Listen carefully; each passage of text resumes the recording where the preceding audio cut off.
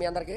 తర్వాత ఇక్కడ ఏమంటాడు చూడండి ఒకసారి. నీ ఇంట నీ వారు ఏమేమి చూచారని అతడు అడగగా, నీ ఇంట్లో నీకు వచ్చి అంటే ఒక నిజమైన దేవుని మనిషికి ఇంటి మీద దేవుడు దృష్టి ఉంది. ఆయనకి నమ్ముకున్న వారి యొక్క ఇళ్ళ మీద దేవుడు దృష్టి ఉంది. నీ ఇంటికి ఎవరు వస్తుండో లెక్కేస్తున్నాడు ఆయన. నువ్వు ఎవరితో మాట్లాడుతున్నావో లెక్కేస్తున్నాడు ఆయన. ఎవరు పడితే వాడు తీసుకుని రావడానికి వీల్లేదు. నేనేం మాట్లాడుతున్నా అర్థం చేసుకోండి. నువ్వు ఎవరితో సహవాసం కలిగి ఉంటావు అనేది చూస్తున్నాడు దేవుడు, చూస్తున్నాడు బ్రదర్. తర్వాత ఇక్కడ ఏమంటాడు, హిజ్కియా నా పదార్థములలో దేనిని మరుగు చేయక. ఇంకే దాయకొండ మా ఫ్రెండ్ కదా, నా స్నేహితుడు, ప్రాణ స్నేహితుడు. చిన్నప్పటి నుండి చదువుకున్న ఒక దగ్గరే, ఒకే కంచం ఒకే మంచం. ఆడు టెక్స్ట్ బుక్ నా టెక్స్ట్ బుక్ ఒకటే. ఆడు చదివిన తర్వాత నేను చదివిన తర్వాత ఆడు. కాబట్టి అన్నీ చెప్పిస్తాను అనేసరికి ఏమైందో తెలుసా, కోడి పెట్ట కింద అతుకుతున్న ఆ గుడ్డుని తీసుకుని వెళ్ళి బయట పెట్టేస్తాడు. ఎలాగైతే కులుతుందో ఒక మనిషి లోపల మారకుండా ఆపేవి ఇవే.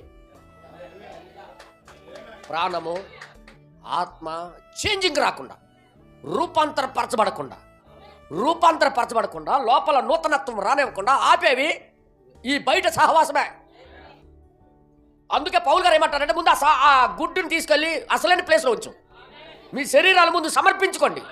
మీకు నచ్చినట్టుగా తీసుకుని వెళ్ళి తిప్పడానికి వీల్లేదు. అది ఒక్కోసారి కోడిపిల్ల అయిపోయిందా లేదని పెట్ట కింద నుండి గుడ్డు తీసి బయటికి తీసుకుని వచ్చి చూసి తయారవుతుంది అని ఇంక పెట్టడము.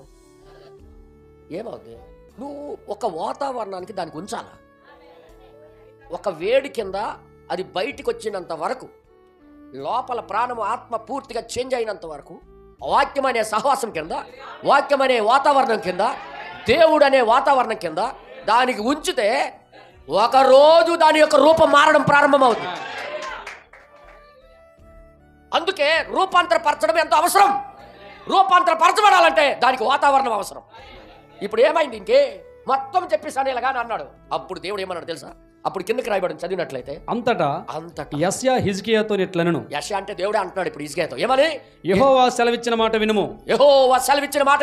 రాబో దినాల్లో ఏమీ మిగలకుండా నీ ఇంటనున్న సమస్తమును, నీ ఇంట్లో ఉన్న సమస్తము, నేటి వరకు నీ పితరులు సమకూర్చి దాచిపెట్టినది అంతయను, నీ లోపల ఉన్న దాచిందంతా బబులోను పట్టణమును ఎత్తుకుని పోవుదరని సైన్యములకు అధిపతికి యెహోవా సెలవిచ్చుచున్నాడు. భక్తిపరుడు కాదయ్యా, భక్తిపరుడు కాదా? దేవుడికి నమ్మినవాడు కదా, విశ్వాసం ఉంచినవాడు కదా. ఈయనకెందుకు ఎవరు కాపాడలేకపోయారు? సహవాసం అనేది అంత డేంజర్. నేనేం మాట్లాడుతాను అర్థమైందా? అందుకే ఇప్పుడు బనంగారు ఏమన్నారంటే, నీ స్నేహితులు చూపించు, నీ లోపల ఉన్నది ఏంటో నేను చెప్తాను.